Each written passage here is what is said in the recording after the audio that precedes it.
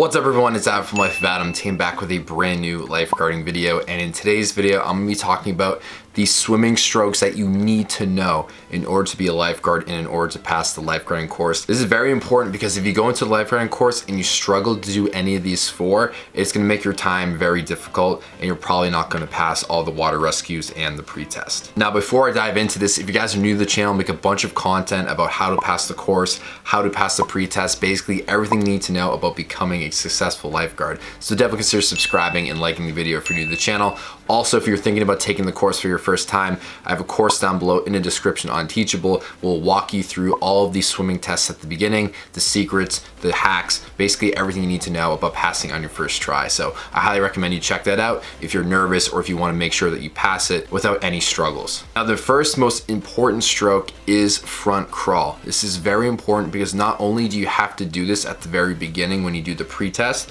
but when you're approaching victims with the rescue tube underneath your arms, or you want to close space quickly, front crawl is the fastest and most efficient stroke. On the first day of the lifeguarding course, what you do is you jump in the water with the tube and you practice having it under your armpit and doing front crawl with your flutter kicks in the back. And during this time, you're practicing keeping your eyes forward on the victim. It's very important for any approach to like any save that you make. You also need the flutter kicks from the front crawl when you make a frontal rescue, when you push the tube underneath someone's arms and you're kicking them to safety, you're kicking them to the shallow end. You need to know how to do the flutter kicks, and it's basically essential for almost everything you do. Another stroke that you need to know how to do is the breaststroke. Breaststroke is like 1A and 1B with the front crawl. The reason I have it below the front crawl is because when you're making rescues, you typically tend to do front crawl more because of the kicks and how fast it is. But breaststroke is extremely important because you have to do it during the 300-yard swim at the beginning. You have to do both front crawl and breaststroke, so you need to know how to do that.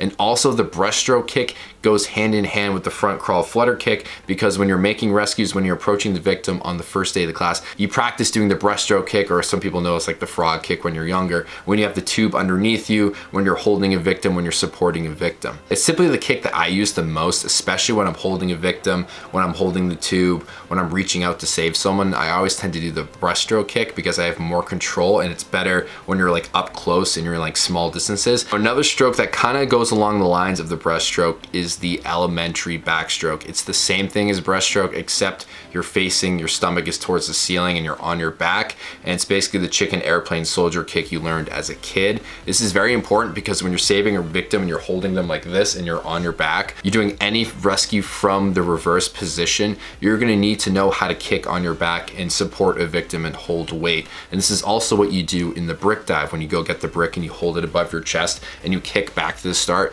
you're using the elementary backstroke kick. You're also using the flutter kicks on your back. It's essential to know all these different types of kicks on your front and on your back, because you're going to be saving people, you're going to have to support their weight, and you're going to have to be able to move swiftly in the water in all directions. Now the only direction that we have not covered yet, and it's the fourth and final stroke, is the side stroke, more specifically the scissor kick on your side.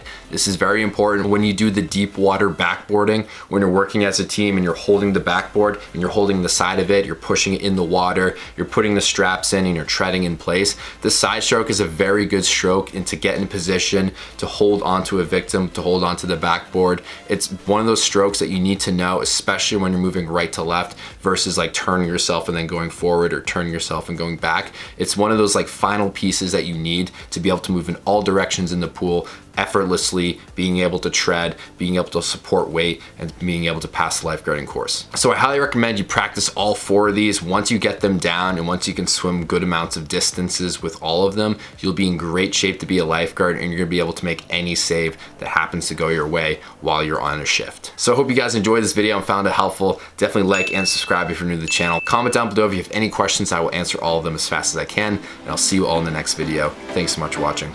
Peace out.